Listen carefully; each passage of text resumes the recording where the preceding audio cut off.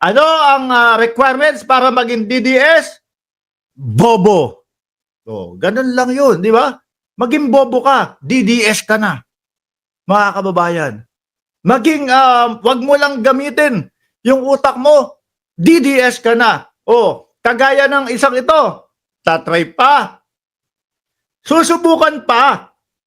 Ano? Susubukan pang ilusot si Mary Grace Piatos. Ayan. Alam niyo naman kung sino yan. Kilalang kilala niyo naman yan kung sino yan. Oh, ano daw? Biglang ako na umayaw? Kanina sinabi mo, puro salita lang ako eh. Pagkapatol ko, puro salita lang ako. Tapos biglang ako na ngayon ang umaayaw. Diyos ko po, Lord. Sige, next ka sa content ko. Ay, hindi ako sanay. Uy, wag! Wag! Hindi ako sanay na kino-content ng mga DDS. Hindi ako sanay na binabalasubas ako ng DDS. Wag! Hindi ako sanay sa ganyan. Anak ng tinapa, akala mo ka... May 200 subscriber ka na ba? May 200 subscriber na to? Akala mo, napakalaki ng channel! Ala ko po, Lord. Sige, next. Ikaw na ang content ko. Boss, malaki channel mo? Kinabahan ako? Sige, ikaw na next na content ko. Parang hindi ako nako-content nila Banat Bay.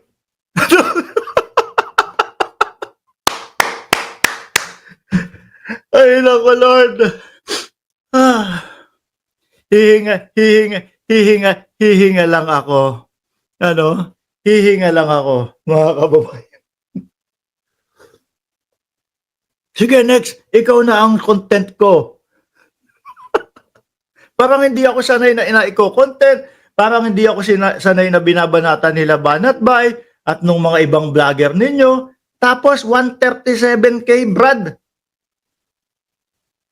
137 cry. Sige, ikaw na next content ko. Para naman kinabahan ako doon. No? Diyos ko, no. bigyan nyo nga ng tubig yan. O, ito muna, kay Bato de la Rosa tayo, mga kababayan. Anong masasabi niyo sa paggamit ng confidential funds ni VP Sara Duterte? Tama o mali? Well, this is confidential. Ayan, itatry ni ilusot ni Bato de la Rosa to, mga kababayan.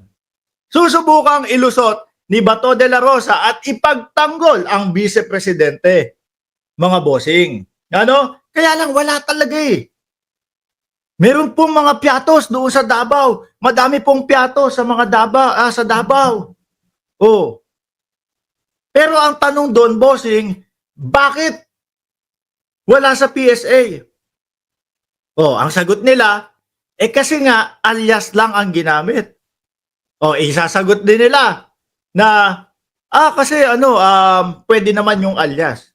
Hindi pwedeng basta-basta lang yung alias. Kailangan, meron pa din, meron pa din na paliwanag ho, mga kababayan, na hiwalay ng envelope, yung alias na yon. Kowa yan eh. Kasi ano ang gagawin ng nung mga may hawak na confidential funds, mga bossing, sige, sulat mo na lang dyan. Sulat mo dyan, Boy Sardinas, alias. Sulat mo dyan, Boy Sardinas, alias. O sino ba tong Boy Sardinas na to? Wala. Kahit na walang pagpapaliwanag dyan, okay na yan. Kasi confidential naman. Kasi hindi pwedeng tanungin yan. Yari ang bayan. Yari ang pondo ng bayan natin. Mga bossing. Di ho ba? Kailangan, alias man yan, may sapat na pagpapaliwanag kung sino yan. Di ho ba? Yung piatos. Bakit hindi nyo ilabas? Eto, yung vice-presidente hindi makasagot kung sino si Piatos, si Mary Grace Piatos, si Bato, mas kilala pa yata. Di ho ba? Si Bato, mas kilala pa yata. Bahala sila kung paano nila gamitin yan. Basta, hindi nila ibulsa. Yun lang sa akin. Kung ginamit nila yung Kaso mukhang naibulsa. So, Bats, paano yan? Mukhang naibulsa, di ba? Ulitin natin. Oh. Anong masasabi niyo sa paggamit Ay, saglit lang. May napansin ako. No, sa mga DDS, kapag nanlilisik ang mata, adik na yan. Kapag ka nakaganyan yung mata, adik na sa kanila yan, mga bossing. No?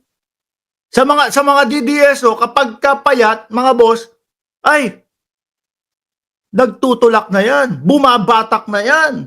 Kapag ka ayaw mo sa mga Duterte, adik na yan. Paano to? Kasi di ba hinuhusgahan nila, mga kababayan, ang Pangulo? Kasi daw po, may mga litrato ng ngiwi daw na sinasadya naman nila i-edit na ingiwi. Paano to? Si Bato. Ano masasabi natin dito? Adik din. Hindi. Hindi naman ho tayo mapanghusga ng ganon. Hindi naman ho makitid ang ating mga utak, mga kababayan. Di ba? Tirik lang ang mata. Baka medyo stress lang. Ano ho? Baka medyo stress lang, mga bossing. Anong masasabi niyo sa paggamit ng confidential funds ni VP Sara Duterte? Tama o mali? confidential, Ako, mali. Bakit to, mga bossing? No? Ayaw sagutin. 250,000, Bise, bakit po 250,000 per night naman yung ano ninyo? Yung safe house ninyo. Bakit doon sa BGC? Pinakamahal na 100,000. 150,000 pero isang buwan. Saan po bang lupalop ng Pilipinas yung 250,000 per night na yan? Dito, sagutin na yung Vice President. Eto kasi yun ganito kasi yun, ganito. Bakit wala? Wala man lang. Ano? Yung mga 1,200 na mga pangalan na wala sa PSA. Bakit hindi sagutin? No? Pwede naman daw, alias. Pero bakit walang pagpapaliwanag? Kasi ang pakiramdam natin dyan, mga bossing, nabigla silang hanapan ng mga ganito, ganyan. Sige, i-produce natin. Bahala ka na dyan. No? Kaya kung makikita nyo, mga kababayan, yung mga sulat, iisa ang sulat kamay. Kaya minsan nahihilo na po. Kokoy Villamin, DepEd. Tapos ito, Office of the Vice President. Iisang tao, magkaiba ang pirma. Di ba? Tapos ano sila? Ayaw magpaliwanag. Tapos sino sisigaw ng transparency? Yung kampo nila? Dito, kahit hirap na si Bato de la Rosa, susubukan pa din na ilusot ang Vice Presidente. bahala sila kung paano nila gamitin yan. Basta, hindi nila ibulsa. Yun lang sa akin. Kung ginamit nila yan, gamitin lang at i-justify lang. May kuha naman na nag-imbestiga. So, paimbestiga mo sa kuha kung mayroong mga pagkakamali. Kuha will determine everything and they will be the ones to recommend the filing of the case. Kung meron. So wala kayong nakitang maliit kay Mary Grace Piatos, yung mga pirmang pare-pare? Wala. Bakit kasi nagpupukus? Magtanong nga kayo sa Davao kung sino yung Mary Grace Piatos. Kilala niyo? Maraming Piatos na sa Davao. Totoo ba to, sir? Ito naman. Mamatay ko! Lupa doon sa... Ganun si Bato de la Rosa. No, maipagtanggol lang, mga kababayan. Kung naririnig nyo sa background, si Karen Davila, Ralis Carlenga, shoutout sa iyo. Kung naririnig nyo, si Karen Davila, mga kababayan sa background, nagtatawa ho No, biruin mo, isang reporter, isang tagapagtanong, no, isang media, pinagtatawanan ang senador natin, mga kababayan. Paano pa ho kaya kung talagang ipursige ng mamamayang tao yung debate, no, para magkaalaman ho? Ano isasagot nito? Puncher? Kasi po may 2 butas yan. No? May 2 butas po yan, kaya ano tawag nila doon? Legit po yan na papeles. Tuloy. Likod ng City High, lupa yan ng mga piatos. Punta ka sa Bunawan, may mga piatos dyan. Hindi ko lang alam kung sino si Mary Grace, ha? Oh, pero maraming piatos dyan. Huwag mo yung sabihin na non-existent yung tao dyan. Walang birth certificate. Non-existent. Walang birth certificate talaga. Di ba? Non-existing. Walang birth certificate talaga. Oh. Ulitin natin si Bato. Grace, ha? Oh, pero maraming piatos dyan. Huwag mo yung sabihin na non-existent yung tao dyan. Walang birth certificate. Ay, papahanap nga niyo kung... Papahanap. Hindi ko alam kung nakikinig ng balita si Bato de la Rosa. Kung nakikinig ng mga hearing, magpapahanap ng birth certificate. Non-existing nga daw ho sa PSA, mga kababayan.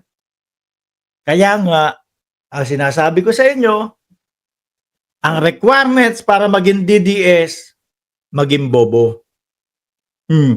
Paano ka magpapahanap ng birth certificate kung alam mo nang hindi nag-exist sa PSA? Certificate of live birth, wala. Certificate of death, wala. Oh. Yung mga Senomar, Certificate of No Marriage, wala. Inalam ho lahat yan, mga bossing. Ano yung sinasabi ni Bato de la Rosa? Hindi, saglit lang. Uy. Di ba sa Davao may gawaan daw? O nakakagawa daw ng 1,200 na birth certificate sa Davao? Di ba? Baka muling mabuhay ang makinarya nun. Ikawa mo nga ng birth certificate dyan si Mary Grace Piatos. Kasi wala sa PSA eh. Pagka humingi kami doon, wala kami mahihingi.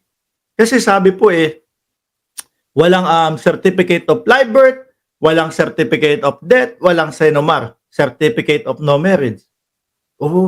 Buhayin nyo nga yung dyan, gawaan ng birth certificate. Pero palitan nyo yung mga karakter, ha? Baka letters yan, baka ABCD yung nandyan. Palitan nyo, hindi, baka ang nakalagay dyan yung Chinese character. Kasi balita ko, 1,200 na Chinese yung nagawan ng birth certificate. Saan ho? Sa Davao daw. Palitan nyo, wag nyo kakalimutan, kasi letters dapat siya, ABCD, M-A-R-Y, tapos space, Grace, G-R-A-C-E, tas Piatos, hindi yung Chong-chong, sing-chong, wag nyo kakalimutan yun, pagpunta ni Bato de la Rosa, dyan sa inyo.